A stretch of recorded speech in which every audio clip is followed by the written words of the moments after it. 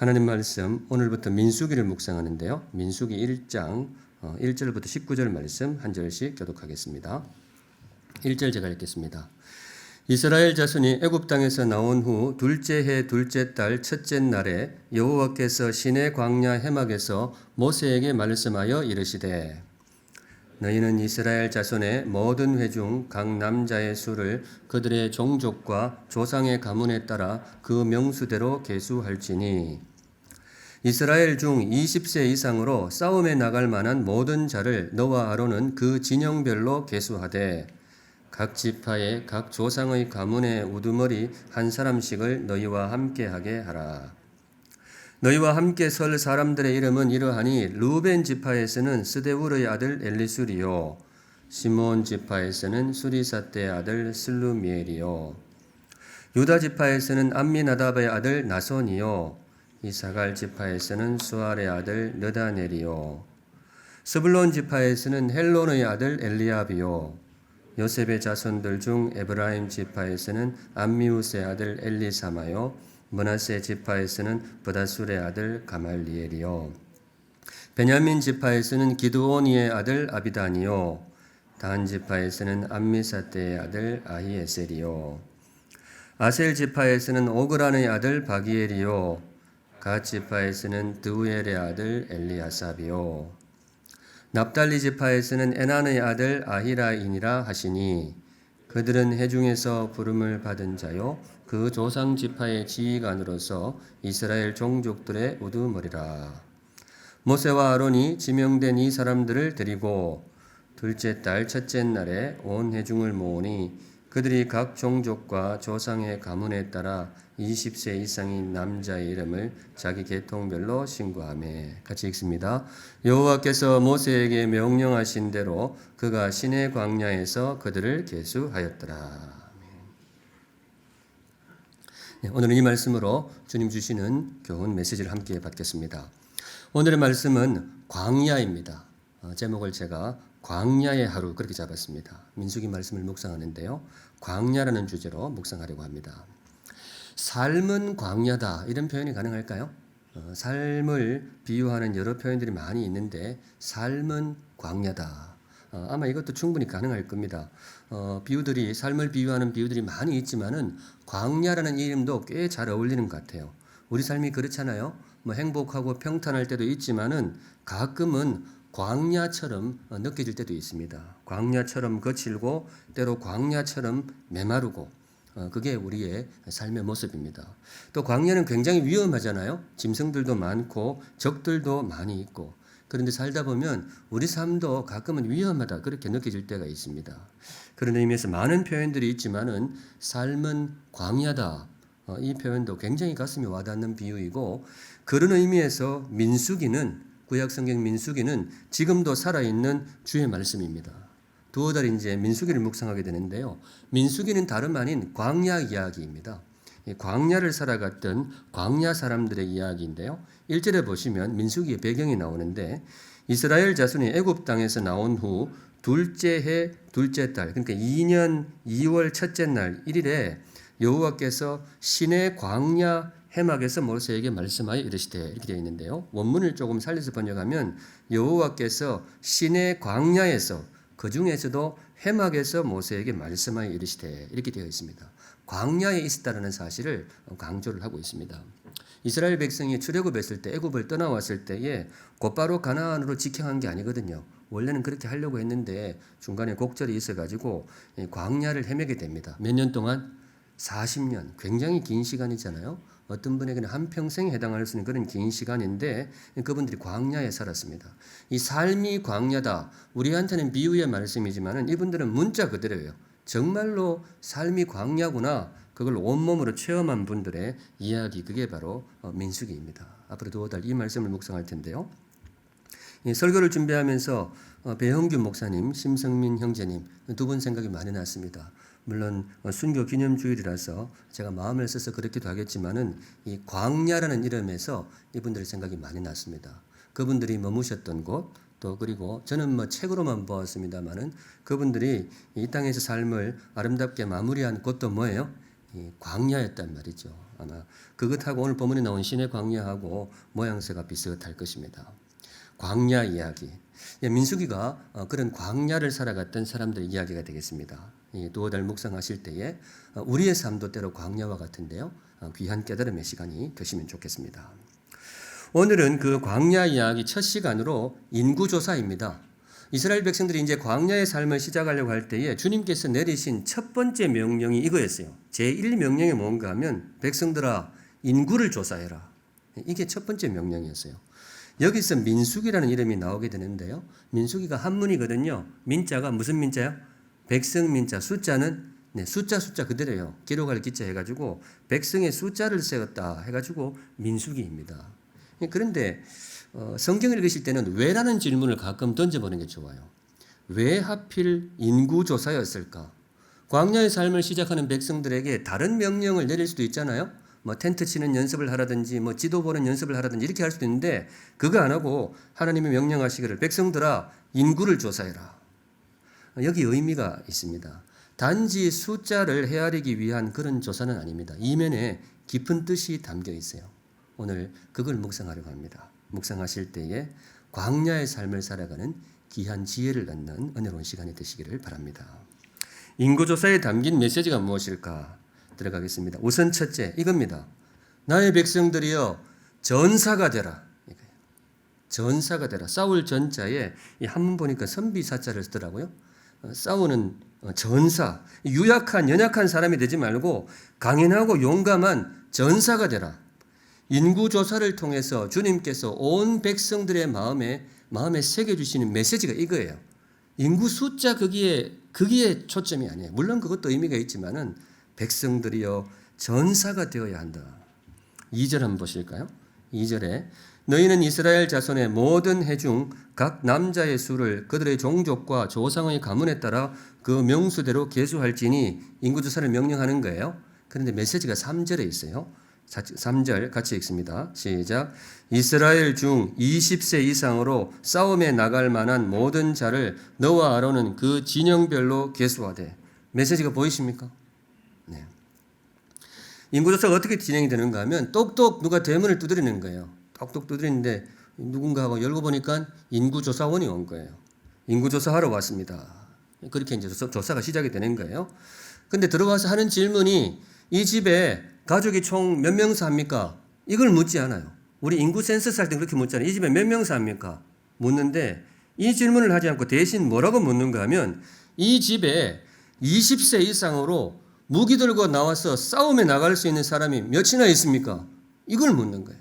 이 집에 싸움에 나갈 수 있는 사람이 몇이나 있습니까? 그럼 이제 집에서 대답하죠. 싸움에 나갈 수 있는 사람이요? 싸울 수 있는 사람? 쭉 보니까 저하고 우리 아들 둘하고 저 막둥이는 아직 어려서 안 될 것이고 우리 집엔 그렇지만 셋입니다. 이런 대화가 이스라엘 가정에 곳곳에서 그 대화가 이루어지는 거예요. 집집마다 그런 대화가 이루어져요. 이 집에 무기 들고 나와서 싸울 수 있는 사람이 몇이나 있습니까? 성도 여러분, 그런 과정을 통해서 하나님의 백성들에게 새겨주려고 했던 메시지가 뭘까요? 집집마다 전달되고 있는 메시지가 뭘까요? 그겁니다. 싸워야 되는구나. 내가 이제부터 전사가 되어야 되는구나. 사랑하는 샘물 성도 여러분, 3,500년 전 이스라엘 백성들의 각 가정에 주어졌던 메시지를 여러분에게 전달합니다. 성도 여러분, 전사가 되시기 바랍니다. 네. 연약한 인생 말고 강인하고 용맹한 전사가 되세요. 주님이 인구조사라는 그걸 통해서 각 가정, 각 백성에게 새겨주신 성도의 이름, 나의 백성들이여 전사가 되라. 주님께서 우리에게 주신 귀한 이름들이 많잖아요. 존귀한 주님의 자녀 이 이름도 있었고요. 하나님의 백성, 건자에는 로마서를 통하여서 우리는 하나님의 가슴에 꿈으로 새겨진 사람이다. 그런 귀한 이름들을 많이 주셨어요. 그런데 오늘 또 하나의 이름을 주시는데 오늘은 좀 결이 다릅니다. 나의 백성들이여 뭐가 되어라? 전사가 되어라. 이름이 괜찮습니까? 어떤 면에서는 조금 멋있기도 하지만 약간 부담스럽기도 합니다. 그런데 성도 여러분, 늘 드리는 말씀이지만은 좋은 말씀도 주의 말씀이고 조금 부담스러워도 주의 말씀입니다. 오늘은 이 이름을 마음에 새겨두시기 바랍니다. 성도 여러분, 전사가 되시기 바랍니다. 약한 사람 말고요. 뭐 자꾸 상처받고 뭐 이런 사람 되지 말고, 약하고 뭐 구석에 있는 사람, 그런 사람 말고 전사가 되세요. 이유가 뭘까? 하나님이 왜 이스라엘 백성들에게 하필 이 이름을 주셨을까? 이유는 뭐 분명합니다. 우리의 삶이 때로 뭐와 같아요? 광야와 같기 때문에 그렇습니다. 우리의 삶이 무슨 소풍 나온 그런 산복길이 아니란 말이죠. 만일에 그렇더라면 뭐 하나님이 뭐 다른 이름을 주셨겠죠. 그런데 출애굽 백성이 맞닥뜨린 길은 광야였어요. 거칠고 메마르고 심지어 위험한 광야였습니다. 그런데 주님이 우리의 삶도 잘 아시거든요. 우리의 삶도 평탄할 때도 있지만은 때로 뭐예요? 광야와 같을 때가 있는 거예요. 그래서 오늘 이 이름을 주십니다. 나의 백성들이여 전사가 되라. 새침대기 뭐 이런 거 말고, 비겁한 겁쟁이 그런 거 말고 용맹하게 싸울 수 있는 전사가 되라. 조사에서 여자와 아이들을 제외했다고 해서 그분들을 무시하는 게 아닙니다. 그분들의 존귀함을 무시하는 게 아닙니다. 정말 존귀하다는 것을 주님이 잘 아십니다. 내가 전사가 되어야 하는 이유는 뭔가 하면 그 존귀한 나의 가족들을 지키라는 거예요. 사랑하는 가족들을 지키기 위해서 더욱더 내가 전사가 되어야 된다. 그리고 일단 싸움이 시작이 되면 우리 민족은 전쟁의 경험이 많잖아요. 어른들이 특별히 그 전쟁에 대한 아픔들이 기억이 있잖아요. 싸움이 시작되면 뭐예요? 전사, 안전사 구분이 없어요. 다 전사가 돼야 돼요. 여인들도 싸워야 되고 애들도 자기 몫을 감당해야 돼요. 그게 전쟁의 실상이란 말이죠. 역할만 다를 뿐이지 함께 싸워야 한다. 그래서 주님이 백성들의 집안 곳곳 한 집안 한 집안 다 찾아다니면서 인구조사라는 핑계로 이 메시지를 전달하는 거예요. 사랑하는 나의 백성들이여 모두 전사가 되어라. 용맹한 전사가 되어라. 사랑하는 샘물 성도 여러분, 이스라엘 백성들이 광야길을 시작하면서 전사가 되셨듯이 저와 여러분도 전사가 되시기를 우리 주님의 이름으로 축원합니다. 네. 그래서 이 말씀 꼭 드리고 싶어요. 그래서 꼭 여러분의 삶의 전투에서 승리하시기를 우리 주님의 이름으로 축원합니다. 네. 우리 성도들 이기는 성도들 되셨으면 좋겠어요. 이기는 성도들. 이 전사라는 이름을 주신 진짜 이유가 그거 아니겠어요? 하나님이 우리에게 선물하고 싶으신 그런 삶이 있거든요. 주의 백성들에게 행복한 삶도 선물하고 싶고 평탄한 삶도 선물하고 싶고 존귀한 삶도 선물하고 싶은데 오늘 주님께서 주의 백성들에게 선물하고 싶은 삶이 뭐냐? 승리하는 삶을 선물하고 싶은 거예요. 승리하는 삶. 이 광야를 살아가는 사람에게 이 이름만큼 귀한 이름이 어디 있겠어요? 승리하는 삶. 그래서 주시는 명령이 나의 백성들이여 전사가 되라. 우리 고생하라고 주신 이름 아닙니다. 물론 고생도 되겠죠. 싸워야 되니까. 그런데 정말로 주님이 이 이름을 우리에게 주시는 이유는 승리하는 삶, 삶의 승리, 그 아름다운 선물을 주시기 위해서 주님이 정하신 그 세상 원리가 그래요. 승리는 누구에게 주어지느냐? 겁 집어먹고 물러서는 사람에게 들어갈 수가 없어요. 겁 집어먹고 움츠러든 인생에게 승리가 주어질 수가 없어요. 승리가 주어져도 그 그릇으로는 받을 수가 없어요. 승리는 누구에게 주어지느냐? 비록 약하고 그래서 두려운 마음도 들지만은 믿음으로 용기 내어 싸우는 사람에게, 전사가 되겠다고 결단하는 사람들에게, 그 사람들에게 주님이 예비하신 승리가 선물로 주어질 것입니다. 그러고 보니까 제가 성경에서 만나는 사람들은 다들 전사예요. 다윗도 전사였죠. 골리앗 앞에서. 아브라함도 전사였어요. 조카가 한번 납치를 당한 적이 있었는데요. 이분은 318명이죠. 이 사병을 키우고 있었거든요. 그거 데리고 나가서 승리를 거두옵니다. 칼만 안 들었지 예레미야, 엘리야 이 선지자들도 다 불굴의 용기를 지닌 그런 전사였어요. 여인들도 예외가 아닙니다. 여러분 죽으면 죽으리라. 이건 누가 한 말일까요? 이순신 장군 아닙니다. 죽으면 죽으리라. 이건 누구겠어요? 에스더라는 여자분이 하신 말씀이에요.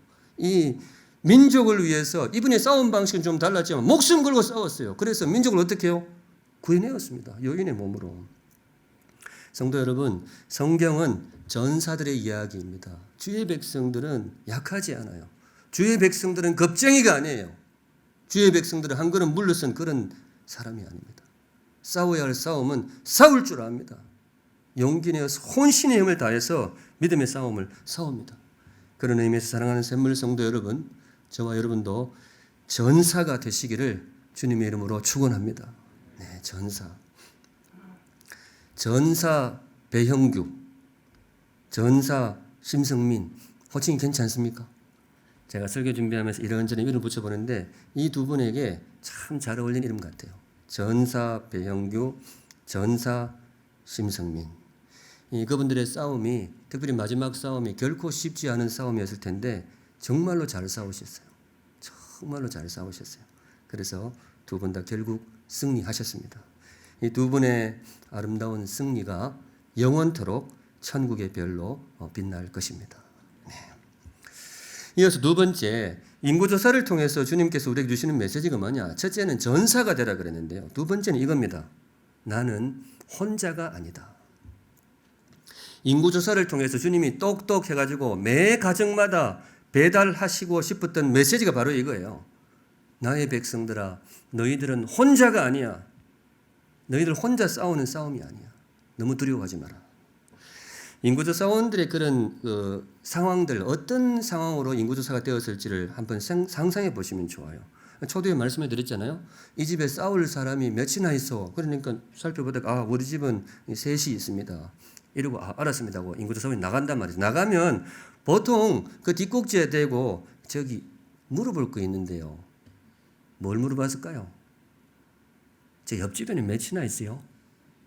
그리고 저 웃동네는 몇이나 있어요? 그리고 우리 애굽 떠나올 때 내가 보기 굉장히 많이 나왔는데 우리 전체적으로 우리 이 군대가 얼마나 돼요? 군대 끌어모으면 얼마나 돼요? 이걸 다 물어봤을 거예요. 그래서 민수기는 그 숫자를 전체에 공개를 합니다. 각 집안마다 몇이 나왔고 전투원이 얼마나 나오고 지파별로 전투 인원이 얼마나 나왔고 전체 총 합계까지 한 자리 끝자리까지 다 제시해줘요. 어림잡아 싸울 수 있는 전투 전사의 숫자가 60만이었어요. 여자분들과 아이들까지 다 합하면 200만 정도 되는 그런 대군입니다. 이걸 딱 공개를 합니다. 민수기에서. 이거 왜 공개를 할까요? 각 백성들의 마음속에 이 믿음을 심어주는 거예요. 내가 뭐가 아니라고요? 혼자가 아니구나. 내가 혼자 싸우는 게 아니구나. 주님께서 붙여주신 친구들이 있구나. 전장에 나갔을 때 내가 외롭지 않겠구나. 그 믿음으로 광야의 싸움을 시작하라. 이 메시지였습니다. 사랑하는 샘물 성도 여러분, 3500년 전 이스라엘 백성의 각 가정에 전달되었던 그 행복한 메시지를 여러분들에게도 전달합니다. 성도 여러분, 여러분은 혼자가 아닙니다. 여러분의 싸움, 혼자 싸우는 싸움이 아니에요. 그 믿음으로 승리하시면 좋겠어요. 삶이 광야처럼 느껴질 때에 그때 광야 길바닥도 힘들지만은 우리를 참 힘들게 하는 마음의 어떤 감정이 있어요. 외로움이죠. 외로움. 광야의 광자가 외로울 광자잖아요. 설교 시간마다 새로운 한문을 만들어가지고 느낌이 그렇다 이거죠. 외롭잖아요. 그런데 성도 여러분, 그거 우리 이야기는 아닙니다. 왜냐? 우리는 외롭지 않아요. 우리에게 누가 있다고요? 친구가 있습니다. 주일날 오셔서 내게 친구가 있음을 확인하고 돌아가시면 좋겠어요. 우리 성도의 교제 이거 왜 하겠어요? 나에게 친구가 있구나. 그래서 우리는 오늘 민수기는 우리 성도들을 친구, 같은 성도 이렇게 부르기도 하지만 오늘 민수기가 주신 이름 뭔가 하면 우리가 서로에게 전우가 되라 이런 말이에요. 전우. 가끔은 광야의 싸움처럼 싸워야 될 게 있잖아요. 주님께서 우리에게 이런 귀한 전우들을 주셨습니다. 또한 무엇보다 주님께서 우리의 친구가 되십니다. 성도 여러분, 마음에 꼭 새겨두세요. 주님이 우리의 누가 되신다고요? 친구가 되십니다. 성경에 나옵니다. 요한복음 15장 13절에 사람이 친구를 위하여 자기 목숨을 버리면 이보다 더 큰 사랑이 없나니, 이렇게 좋은 친구가 없다는 거죠. 이런 친구 있어야 된다는 건데 14절 같이 읽습니다. 시작. 너희는 내가 명하는 대로 행하면 곧 나의 친구라. 내가 너희들의 친구가 되어주겠노라. 다른 말로 내가 너희들을 위해서 목숨을 바치겠노라. 그런 좋은 친구가 되어주겠노라 했는데 주님께서 진짜로 그렇게 되어주셨어요. 근데 왜 주님께서 친구를 묘사하실 때에 친구를 위하여 목숨을 버리는 이런 친구를 이야기하셨을까? 우리의 삶이 광야와 같기 때문에 그렇습니다.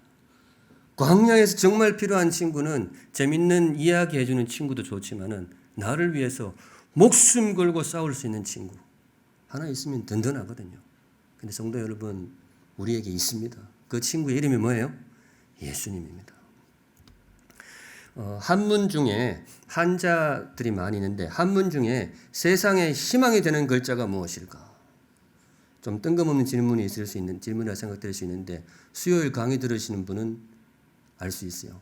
세상에 어두운 세상에 희망이 되는 글자가 뭘까요?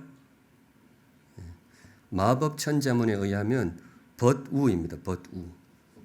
제가 책은 많이 안 읽어도 아이들 학습 만화는 열심히 읽었어요. 그 재미가 있더라고요. 지난번에 제가 그거 소개해드렸죠. 아마존에서 살아남기. 괜찮아요. 근데 우리 애들 어릴 때 보던 책 중에 마법 천자문이라고 또 있어요. 이게 한문 가르치는 건데 굉장히 감동적인 장면이 하나 나왔는데요. 이게 나오네요. 네. 그런데 어느 날 하늘에 이렇게 새로운 글자가 하나 쫙 올라왔어요. 레이저 쇼 하듯이 쫙 올라오는데 그게 무슨 글자였는가 하면 벗우입니다. 벗우. 벗우 친구 우자가 쫙 올라왔어요. 그런데 그걸 보던 보리도사가 등장인물 중에 보리도사가 있었거든요. 쌀도사, 보리도사 이렇게 있었는데 그 보리도사가 그걸 보더니만은 저 글자가 아직도 살아 있었네. 나는 저 글자가 오래전에 이 세상에서 사라진 줄 알았는데 저 글자가 아직도 살아 있었어. 그렇다면 이 어두운 세상에도 아직 희망이 있어. 이러면서 눈물을 글썽글썽 하는데 그걸 읽는 저도 눈물이 막 이렇게 목사가 성경 읽다가 감동의 눈물을 흘려야 되는데 만화 보다가 뭉클했어요. 그때 그 글자가 무슨 글자였느냐? 무슨 글자였다고요? 벗우였어요. 벗우. 친구 딱 보는데 성도 여러분 좀 공감이 되십니까? 세상에 희망이 되는 글자 벗우. 저는 너무 공감이 되었어요. 그래 정말 내게 힘이 되어주는 글자 벗우. 친구 좋잖아요. 그런데 성도 여러분 이거 성경도 공감합니다. 성경도 이 친구라는 것이 세상의 희망이다. 이거 공감해요.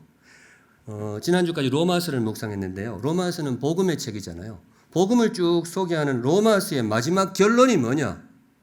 나는 혼자가 아니다. 로마서가 16장까지 있거든요.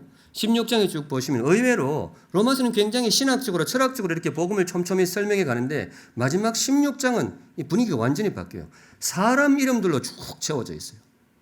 베베라고 하는 여자분 이름으로 시작해가지고 브리스가와 아굴라, 안드로니고와 유니아, 우리하고 이름이 색달라가지고 발음하기 쉽지 않은데 우르바노와 스다굼 이런 사람들 이름이 27절까지 로마서 16장에 사람 이름으로 빼곡합니다. 이 사람이 누구냐? 바울의 친구들입니다. 믿음 안에서 한 가족이 된 친구들의 이름을 쭉 소개하면서 이 사람한테 문안하라, 저 사람한테 문안하라. 이 복음의 책 로마서의 결론이 친구 명단으로 끝나요. 무슨 말이냐? 복음의 길을 걸어갈 때는 외롭지 않다는 거예요. 복음의 길을 우리 혼자 가는 게 아니에요. 주님께서 붙여주신 친구들과 함께 가고 주님도 우리와 함께 간다. 그 메시지입니다.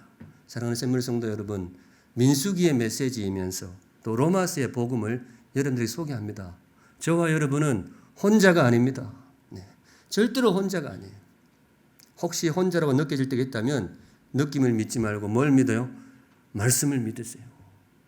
물론 주변에도 있습니다. 그래서 저는 우리 성도들이 정말로 친구가 되시면 좋겠어요.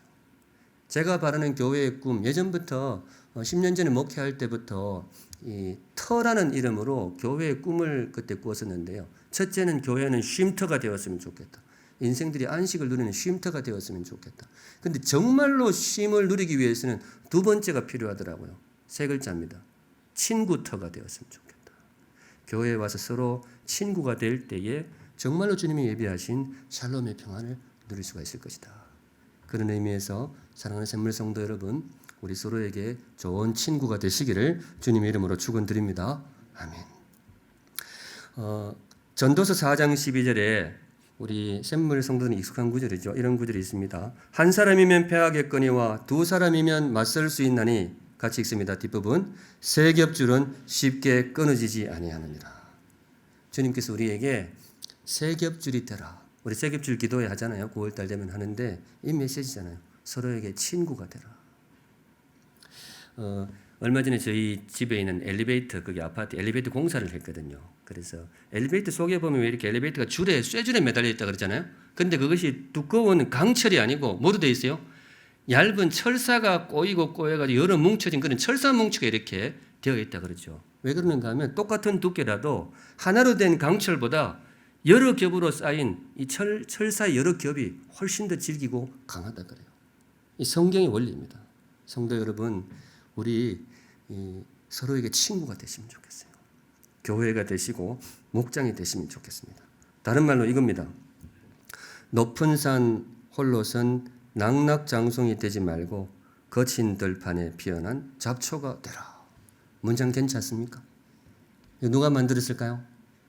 저 아닙니다. 저 아닙니다. 이 저한테 배달된 쪽지였어요. 미국에 유학하고 있을 때에 늦은 밤, 그때가 한 밤 10시 정도 되었던 것 같아요. 정확한 시간은 기억이 안 나는데 여하튼 굉장히 늦은 밤이었습니다.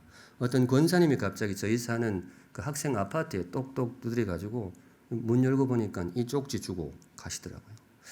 근데 원래 미국 생활은 해가 지면 남의 집에 안 가잖아요. 그런 걸 실내로 보던데 그때는 권사님이 뭐 전화도 그때 없었던 것 같아요. 그러니까 바로 그냥 문 두드리고 오셨는데 왜 그랬는가 하면 그분이 저를 위해서 교회에서 기도를 하는데 고맙죠. 그 늦은 밤에 저를 위해서 기도하시다니까 얼마나 고마워요. 기도를 하는데 자꾸 이 문장이 떠올라가지고 이게 도대체 무슨 뜻인지도 모르겠는데 이게 꼭 저한테 전달하라는 주님의 음성 같아서 급히 적어가지고 왔다고 그리고 종이 쪽지 주고 가셨어요. 저도 굉장히 놀랐죠. 신앙생활하면서 조금 인상적인 그런 경험이 있었는데 이때도 굉장히 조금 놀랐었어요. 그래 펼쳐보니까 이 문구예요. 높은 산에 홀로선 낙낙장송이 되지 말고 거친 들판에 잡초가 되라. 제가 이걸 읽고 진짜 식은땀이 쫙. 왜냐하면 그 다음 날 무슨 거사를 준비하고 있었거든요. 섬기던 교회에 정말 안 좋은 일이 있었어요. 저로서는 도무지 용납할 수 없는 일이 벌어졌어요. 그래서 이건 안 되겠다. 좀 젊은 혈기였을 수도 있지만 이건 도저히 안 되겠다. 내가 어떻게 뭐라도 해야 되겠다. 아침에 이제 거사를 속히 몇 사람하고 거사라고 할 만한 일인지 뭐 하여튼 좀 일을 준비하고 있었는데 메시지 딱 보니까 알겠더라고요. 하나님이 하지 마라 그러는 거예요. 그 권사님은 무슨 일인지도 몰랐어요. 하지 마라. 그래서 제가 그걸 안 했습니다. 근데 이번 주 설교 준비하는데 그때 일이 생각이 나요. 그때는 그 일이었는데 이번 주에는 이 메시지가 떠오르는데 이게 딱 그거였어요. 저에게 주시는 메시지가 제 목사 홀로선 독불 장군이 되지 말고 뭐가 되라? 친구가 되라. 친구가 되라. 제가 이번 주는 그 메시지로 봤습니다. 여러분에게도 전달해 드리고 싶습니다. 사랑하는 샘물 성도 여러분, 거인도 좋지만은 친구가 되시기 바랍니다. 네. 홀로선 거인보다 믿음 안에 함께 어우러진 좋은 친구가 되시기 바랍니다. 그게 성경의 길이고 거기에 진정한 강함이 있습니다. 정말 우리가 서로에게 좋은 친구가 될 때에 주께서 예비하신 아름다운 승리가 우리에게 임할 것입니다. 친구 배형규 괜찮습니까? 친구 심성민 좋은 친구. 전사라는 호칭도 좋은데 이분들에게 친구라는 이름도 참 잘 어울리는 것 같아요. 제가 지난주에 가족으로부터 배용규 목사님이 평소에 주변 사람들한테 했던 이야기를 전해들었는데 이분이 그런 이야기를 몇 차례 했대요. 그때 배용규 목사님 우리 샘물 청년부 섬기고 있었다면서요. 청년부를 굉장히 사랑으로 잘 섬기셨는데 어느 날 그런 이야기를 했대요. 나는 이 청년들을 위해서 죽을 수도 있을 것 같다고. 그런 이야기를 몇 번 이야기를 했대요. 그러고는 진짜 그렇게 하신 거예요. 참 귀한 친구죠. 우리 심성민 형제님 이분은 또 장애우들한테 그렇게 잘했다고 그러더라고요. 장애우들을 많이 섬기는 분들은 장애인도 호칭보다 장애우라는 호칭을 되게 좋아해요. 저도 예전에 이제 장애우 교회에서 했기 때문에 그게 이거 있어요. 장애우. 그런 호칭도 한번 마음을 담아서 불러주시는 것도 좋을 것 같습니다. 여하튼 이분들이 정말로 귀한 친구가 되어 주었습니다. 순교라는 것이 이 끝까지 싸우는 것이 순교이고 또 끝까지 서로에게 좋은 친구가 되는 것, 그게 순교가 아닌가 그런 생각도 듭니다. 우리도 수고하신 두 분에게 감사를 드리고 우리도 그 길을 남은 생에 걸어가실 수 있으면 좋겠습니다. 마지막으로 인구조사를 통해서 주님께서 우리에게 주시는 말씀이 무엇인가? 마지막 말씀은 이겁니다. 하나님은 신실하시다. 이거예요. 성도 여러분 믿으십니까? 네. 하나님이 어떤 분이시라고요? 신실하시다. 이 인구조사를 통해서 각 집마다 두드리면서 여러분은 전사입니다. 여러분은 혼자가 아닙니다. 이 메시지도 전달이 되는데 그 기저에 어떤 메시지는 가장 기본적으로 깔리는 메시지가 있어요. 여러분, 하나님은 신실하십니다. 창세기 15장으로 거슬러 올라가는데요. 창세기 15장에 하나님이 아브라함에게 주셨던 약속이 있어요. 이 출애굽 백성들의 조상이죠. 아브라함에게 주셨던 약속. 15장 5절에 그를 이끌고 밖으로 나가 하나님이 어느 날 아브라함을 이끌고 마당으로 나가신 거예요. 그리고는 이르시되 하늘을 우러러 무별을 셀 수 있나 보라. 아브라함에게 이야기하는 거죠. 아브라함아, 하늘에 별이 몇 개냐 한번 세봐라. 아브라함이 세었을까요? 못 세었을까요? 별을 어떻게 세겠어요? 지금 같으면 뭐 별이 몇 개 안 보이잖아요. 그러니까 뭐 한 세면 되는데 그때는 환경 오염이 없을 때니까 별이 정말로 무수히 많은 거예요. 해운대 해변에 모래알처럼 많은 거예요. 아브라함이 그랬겠죠. 하나님 못 세겠는데요. 이러다 날 세겠는데요. 그러니까 주님이 말씀하시는 게 뭔가 하면 또 그에게 이르시되 네 자손이 이와 같으리라. 네 자손이 장차 네가 도무지 셀 수 없는 이 하늘의 별과 같이 많을 것이다. 그 약속을 주셨어요. 멋있는 약속이죠. 근데 성도 여러분, 그 약속 받을 때 아브라함에게 자손이 얼마나 있었을까요? 없었어요. 자식이 없었어요. 나이 70이 되도록 자손이 없어요. 그리고 이분 이 약속 받고도 무려 25년 동안 자식이 없었어요. 그런데 이 약속 어떻게 되었을까요? 이루어졌을까요? 안 이루어졌을까요? 우리는 뒷이야기를 다 아니까 긴장감이 없어요. 뒷이야기를 다 아니까. 근데 여하튼 아브라함의 생애는 그랬던 거예요. 그런데 결국 이 약속이 이루어집니다. 도무지 안 될 것 같은 그 약속이 이루어졌어요. 왜냐? 우리 하나님은 어떤 하나님이시기 때문에 신실하신 하나님이기 때문에 도무지 안 될 것 같은 일도 그분이 말씀하시면 이루어지는 거예요. 그래서 그분은 신실하신 하나님. 그 신실하신 하나님의 신실하심을 확인하는 작업이 바로 인구조사였어요. 하나님의 약속은 반드시 이루어진다. 그 도무지 이루어질 것 같지 않던 그 약속이 이루어졌음을 온 이스라엘 백성들이 공포하고 다시 확인시켜주는 작업, 그게 뭐냐? 인구조사예요. 백성들은 알고 있었죠. 그 약속 받았다는 거. 지금 보니까 그게 정말로 허투루 하신 말씀이 아니에요. 정말로 하늘의 별과 같이 많아졌어요. 수십 명이 동원되어 가지고 전역을 돋아내면서 세고 또 세야 될 만큼 이스라엘 백성들이 200만 무수히 많은 백성으로 이렇게 성장해 있었습니다. 사랑하는 샘물성도 여러분, 이 진리의 말씀 꼭 가슴에 새겨두시기 바랍니다. 하나님은 신실하십니다. 네, 하나님은 신실하십니다. 여러분이 주셨던 약속이 있다면 반드시 이루어 주실 것입니다. 그리고 이 메시지가 꼭 필요한 게 뭔가 하면 광야의 백성들에게 꼭 필요한 메시지가 이거예요. 광야의 삶을 살아가야 되는 주의 백성들에게 정말로 필요한 메시지 이거예요. 광야를 살아가기 위해서는요, 뭐 내비게이션 지도도 필요하고 양식도 필요하고 집도 필요하고 다 필요해요. 그런데 살아보셔서 알지만은 이 광야의 힘겨운 삶을 살아내기 위해서 꼭 필요한 것이 믿을 구석입니다. 기댈 구석이 필요해요. 그런데 우리에게는 있습니다. 어떤 하나님? 신실하신 하나님. 주님께서 이 인구조사를 통해서 약속을 주시는 거예요. 나의 백성들아, 너희들 앞으로 삶의 길이 쉽지는 않을 것이다. 정말로 두렵고 힘겨운 광야가 펼쳐질 것이다. 그런데 내가 너희들에게 약속한다. 내가 너희들과 함께하리라. 아브라함에게 약속했던 그 약속, 너희들이 가나안 땅을 약속했는데 너희들이 신실하게 걸어간다면 내가 반드시 너희들과 함께할 것이다. 너희들에게 반드시 예비된 승리를 선물해 줄 것이다. 왜 광야의 첫날 인구조사를 명하였느냐? 그 믿음 품고 삶을 시작하라는 거예요. 사랑하는 샘물 성도 여러분, 3500년 전 주님께서 이스라엘의 각 집안에 선포하셨던 메시지를 여러분에게도 선포합니다. 하나님은 신실하십니다. 네. 이스라엘과 함께 하셨던 하나님이 여러분과도 함께 할 것입니다. 특별히 힘겨운 삶을 관통하시는 우리 성도님들에게 이 메시지가 가슴에 꼭 새겨져 있기를 바랍니다. 하나님은 신실하십니다. 말씀 정리하겠습니다. 오늘의 말씀, 광야의 하루. 이 삶은 광야다. 늘 그런 느낌이 들기도 하지만 특히 요즘이 더 그런 것 같아요. 힘겨운 시간을 보내고 있는 분들이 많은데요. 사랑하는 샘물 성도 여러분, 여러분의 승리를 응원하고 여러분의 승리를 기원합니다. 주님께서도 여러분의 승리를 응원하십니다. 오늘 그래서 주시는 말씀, 사랑하는 샘물 성도 여러분, 전사가 되시기 바랍니다. 네, 전사가 되시기 바랍니다. 약해지지 마세요. 신앙에 있어서 연약한 것은 절대로 미덕이 아닙니다. 강한 사람이 되세요. 강하고 담대하라. 여호수아에게 주셨던 말씀이고 이 백성들에게 주셨던 말씀이고 오늘 우리에게 주시는 말씀입니다. 강하고 강인하고 용감한 주님의 믿음의 전사들이 되시기 바랍니다. 우리가 함께 싸워나가고 신실하신 하나님 믿고 나아갈 때에 주께서 반드시 예비하신 승리를 선물해 주실 것입니다.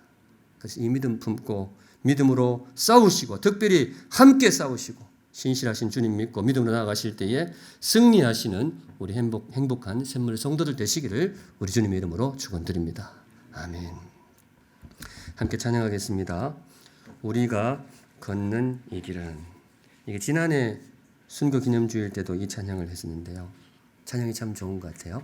우리 함께 믿음으로 고백하며 찬양하겠습니다. 거룩하신 하나님 아버지, 주신 말씀 마음에 새깁니다. 광야와 같은 삶 그때나 지금이나 이어지고 있습니다. 동일한 주의 말씀 우리의 가슴에 새깁니다. 전사가 되겠습니다.